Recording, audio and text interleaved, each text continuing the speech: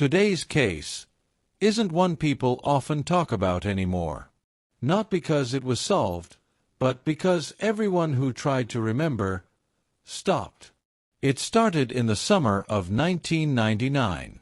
A quiet town surrounded by endless miles of forest, where the sun burned out early and the nights came fast. And one teenage girl, on what was supposed to be a short, familiar drive, vanished without a sound. Years later, when her car was finally found, it wasn't anywhere near where she should have been. And what they discovered inside changed everything the town believed. Before we begin today's story, if you enjoy dark mysteries, real-life disappearances, make sure to like this video, subscribe, and turn on the notification bell so you never miss a story from this channel. Her name was Seren Vale. 17 years old, quiet but not shy, the kind of girl people remembered for her stillness. She lived in Larkspur Ridge, a small town in the north, wrapped between mountains and pine forests that looked endless from a highway. It was June 3, 1999. Seren had just finished her last day of school before summer break. Her plan was simple: drive over to her best friend's house, 10 minutes away, drop off a sketchbook she'd borrowed, and come back home before dark. Her father remembered her voice from the doorway that evening. Soft, distracted. "I won't be long, Dad." That was the last thing anyone heard from her. The road between Larkspur Ridge and the next town, Havenbrook, wasn't dangerous, but it was lonely. A single stretch through the pine woods, no gas stations, no houses, just the hum of crickets and the smell of rain in the trees. At 7:42 p.m., Seren left home in her car, a faded blue 1994 Nissan Altima. By 8:10, her father realized she still hadn't returned. He called her friend, Mira. Mira never saw her that night. Seren never arrived. At first, people thought she'd run away. She'd been quiet lately, yes, but never troubled. Still, that theory didn't last long. Because at 11 p.m., a search team found fresh tire tracks near the old bridge, the kind no one used anymore, except kids sneaking out or hunters passing through. But the tracks led nowhere. They just ended. And not in mud, not at a curve, they simply vanished into the gravel. Sheriff Dale Corbin, who led the search that night, later said in an interview, "It was like she drove off the face of the earth. No crash marks, no skid. Just gone." By morning, the whole town was searching. Hundreds of volunteers combed the forest. Drones didn't exist yet, so it was boots, flashlights, and faith. They found nothing, not a piece of glass, not a trace of fabric. But there was something odd. On a side path, about 3 miles from the bridge, search dogs stopped and began circling a single spot of earth. When officers dug there, they didn't find a body. They found a half-burned cassette tape. No one knew if it was connected. But when investigators tried to play it later, there was sound. A faint humming, and then a voice whispering something they couldn't make out. That tape was logged as evidence. And then, quietly misplaced. And so, Larkspur Ridge began to change. The Vale family stopped answering the phone. Mira moved away by winter. And for years, no one drove down that old road anymore, not because of what was found, but because of what wasn't. By the second week, the search had gone from desperate to mechanical. The same volunteers walking the same routes, their flashlights slicing through the same shadows, praying to find something new, but knowing they wouldn't. Sheriff Dale Corbin, who had served in Larkspur Ridge for 18 years, had never dealt with anything like this. He was a man who believed that every disappearance had a pattern, a footprint, a call, a reason. But Seren's case? It was a blank page. No sightings. No confirmed leads. And no one who saw her car leave the main road. 3 days after Seren vanished, A call came in to the sheriff's office from a long-distance trucker named Harlan Tooks. He claimed that around 8:30 p.m. on the night Seren disappeared, he'd seen a small blue car pulled over on the side of the highway, lights off, near mile marker 47. He said he slowed down to check if anyone needed help, but before he could pull over, the headlights flicked on again, blinding him. He swore he saw the car move, not forward, but backward, slowly reversing into the forest trail. When officers checked the area the next day, they found a narrow dirt path hidden by overgrowth. But after half a mile, the trail ended at a cliff drop, nearly 200 feet down. If the car had gone off that cliff, they would have seen debris. There was nothing. Rumors began fast. Some said Seren had been meeting someone, an older man she'd been talking to for months. Others believed she'd gone into the woods by choice, for some strange art project or a photography obsession she had. But Mira, her best friend, told police a different story. She said Seren had become afraid of something in the weeks before she vanished. That she'd started locking her bedroom windows at night. That she'd told Mira about a recurring dream, where she'd drive that same road again and again, but every time she looked in her rearview mirror, someone was sitting in the back seat. She said she could see their reflection, Mira told detectives, but never their face. The police dismissed it as anxiety. But years later, Mira would admit she wasn't sure it was a dream. 2 months later, after public interest had begun to fade, one of the search deputies named Eli Rowan confessed something strange to the sheriff. He'd taken the half-burned cassette tape home. Not to steal it, but to listen to it one more time, in private. He said when he played it on his old deck, he heard the same static hum at first. Then, after about 30 seconds, he heard what he described as breathing. And then a single phrase, spoken slowly, barely audible beneath the noise. "I saw the lights." Eli swore the voice was female, and he was certain it was Seren Vale. The sheriff ordered him to turn the tape in immediately. But by the next morning, Eli was gone too. He'd left town, resigned without notice, and was never heard from again. When investigators tried to retrieve the tape from his house, the drawer where he'd kept it was empty. Only a faint burn mark was left on the desk, circular, as if someone had set down something scorching hot. By the end of 1999, the case had been quietly closed as unresolved, presumed deceased. The Vale family moved away, and Larkspur Ridge went back to pretending. The bridge was demolished in 2001.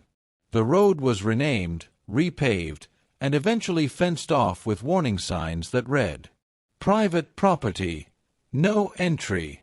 But every few years, someone passing through claimed they'd seen something near the old trail.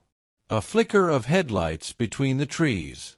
A woman's voice, faintly humming from nowhere. Most people ignored it. Until the summer of 2013, when a group of hikers went off the marked path and stumbled onto something buried deep in the overgrowth. Something blue. For over a decade, Seren Vale's disappearance existed only in whispers. Her name was the kind that made people pause, not because they remembered her, but because they didn't want to. Larkspur Ridge had changed. The old gas station was gone, replaced by a chain store. The woods had grown thicker, the road names different. New people moved in, unaware of what the town once lost. But those who had been there in 1999 carried it quietly, like a scar under their clothes. Mira came back first. In 2012, Mira Lane, now 29, returned to Larkspur Ridge after her mother's death. She hadn't planned to stay long. But there was something about the air there, the same cold stillness she remembered from that summer, that refused to let her leave. On her second night home, Mira decided to visit the road where Seren had vanished. The signs warned her to keep out. The trees grew so close they nearly touched across the old asphalt. But she drove on anyway. She parked at the curve where the bridge used to be, stepped out, and just listened. The air had that strange hollow sound the woods get when there's no wind, as if everything was waiting. And then she heard it. A low hum. Not mechanical, more like a vibration, coming from somewhere deep within the forest. She followed it. After 10 minutes, she found herself in a clearing, overgrown with moss and vines. And in the middle of it, a shape, half buried in soil and roots. Blue metal. Her heart stopped. The outline was unmistakable, the roof of a car, its paint faded but visible. The front windshield was cracked, the door handles rusted, and the license plate, when she brushed it clean, still read LXV 2014. Seren's car. Authorities were called immediately. The next morning, sheriff's units, state investigators, and forensic teams surrounded the site. They cleared out brush, set up floodlights, and began the slow excavation. The car was wedged into a shallow ravine, miles from any drivable path. No sign of an impact, no drag marks, no indication it had fallen, almost as if it had been placed there. Inside the vehicle, everything looked almost frozen in time. The driver's seat belt was still buckled.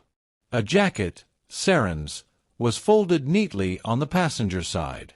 And on the dashboard, taped with yellowing cellophane, was a single Polaroid photograph. It showed a dirt road under a stormy sky. In the distance, headlights. But when the forensic team enhanced the image later, they saw something in the reflection, faint but visible. A figure standing behind the camera. Someone wearing Seren's necklace. In the glove compartment, investigators found a small notebook, the kind artists use for sketches. Most pages were blank, but the last 3 contained fragmented sentences written in shaky handwriting. June 3rd. The road isn't the same at night. There's another turn I don't remember taking. If I don't come back, it's because the road won't end. Those words circulated for weeks online, after a leaked copy appeared on a local message board. People debated what she meant. Was it symbolic, or did she truly mean another road existed? Locals knew better. There were trails out there that didn't appear on any map, logging paths from the 1950s, now swallowed by trees. But none went far enough to explain where Seren's car was found. The deeper investigators went, the stranger things became. Several officers reported hearing a rhythmic tapping near the site after dark. Camera batteries drained. GPS units froze. And on the 3rd night of the dig, one of the crew members, a technician named Rory Fallon, was found unconscious near the car, his earpiece still buzzing with static. When he came to, he said he'd heard someone whispering his name through the headset. But no one else had been on that frequency. After that, the site was sealed off. Public access was restricted. And just like before, silence returned to Larkspur Ridge. But Mira couldn't shake the feeling that the discovery wasn't the end. Something about the photo, that figure wearing Seren's necklace, didn't look like her. The build was taller. The hands older. So she started digging into her friend's old art projects, sketchbooks, camera negatives, even journals from school. And there, hidden between the pages of an unfinished drawing, she found a single line written in red pencil. If you see the lights, don't follow them. The discovery of Seren Vale's car should have brought closure. But for Larkspur Ridge, it did the opposite. Because after the story broke, strange things began to happen again, in almost the same pattern as before. Lights seen in the woods. Engines stalling near mile marker 47. And 3 separate reports of drivers claiming that, while passing the forest at night, they saw a young woman standing on the side of the road, barefoot, hair over her face, staring into the trees. When asked to describe her, they all gave the same detail. She was wearing a denim jacket, and she looked lost. Mira became obsessed. She couldn't sleep, couldn't work, couldn't stop thinking about the photograph found in the car. Who was holding the camera? And why did the reflection show someone wearing Seren's necklace, but not Seren herself? One night, unable to resist any longer, Mira returned to the ravine site after the investigators had cleared out. The forest was darker than she remembered, the ground still scarred from excavation. She crouched beside the imprint where the car had been pulled out, and there, half buried under the soil, she saw something glint. A cassette tape, melted on one side but intact enough to read the label. It said, in fading ink, June 3rd, lights. Her hands shook as she picked it up. The next day, Mira borrowed an old tape deck from the town library's archives. She plugged it in, pressed play, and waited. At first, there was only static. Then, a familiar hum, low, steady, like the sound of an engine idling. Then came Seren's voice. If anyone finds this, I don't know what's real anymore. I keep seeing the same turn. No matter which way I go, the road folds back. There are lights behind me now. They look like headlights, but they don't move like cars. A pause. Breathing. Then another voice, distant, muffled, whispering her name. Seren. And then the sound of her engine revving, accelerating, and a sharp intake of breath. The tape cut to silence. Mira stopped the player, her heart hammering. She rewound it, listened again, and realized something chilling. The second voice, the one whispering Seren's name, was hers. Desperate for answers, Mira retraced the path once more. She drove the same road, same direction, same hour, sunset. The air was unnaturally still. Her headlights illuminated the asphalt, then the forest swallowing the road ahead. For 20 minutes, she drove. And just as she was about to turn back, she saw it. A bend in the road that shouldn't have existed. No signage. No markings. Just a narrow curve leading into the woods, glowing faintly, like the light was bending around it. Her radio flickered. A voice whispered through the static. Come back. And then, before she could hit the brakes, the road turned white. Search teams were dispatched again, for Mira Lane. Her car was found at the same ravine where Seren's had been discovered, but this time it was empty. No signs of struggle. No footprints. Inside, officers found her phone, still recording. When the footage was analyzed, investigators saw what appeared to be headlights flashing in the distance, then a shape walking toward the camera. The final frame showed a woman stepping into view. But it wasn't Mira. It was Seren Vale, unchanged. Same denim jacket. Same calm, glassy stare. And in the reflection of her eyes, a second pair of lights blinked behind her. To this day, no one can explain what happened on that road. Some say it was a phenomenon, an echo of time, a loop where certain moments replay themselves, trapping those who wander too close. Others believe it was something older, a presence that mimicked memory, using voices and faces to lure people in. The official report lists both cases as unresolved disappearances. But among the locals, there's another name for that stretch of road. They call it the Mirror Mile, a place where the past and present overlap, where headlights never fade, and where those who see the lights never make it home. And so, the story of Seren Vale and Mira Lane became just another shadow in the archives of small-town tragedy.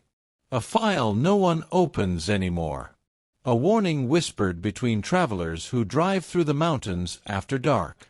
But if you ever find yourself on an empty highway, and the road ahead starts to curve where it shouldn't, remember what Seren wrote in her notebook. If you see the lights, don't follow them. If you made it this far, You've just listened to one of the most unsettling cases ever told from the forgotten corners of Larkspur Ridge. If you enjoy these deep, psychological true crime mysteries, make sure to like this video, drop a comment with your theory below, subscribe, and turn on the notification bell so you don't miss the next story. Because sometimes, the scariest places aren't haunted by ghosts. They're haunted by what we remember.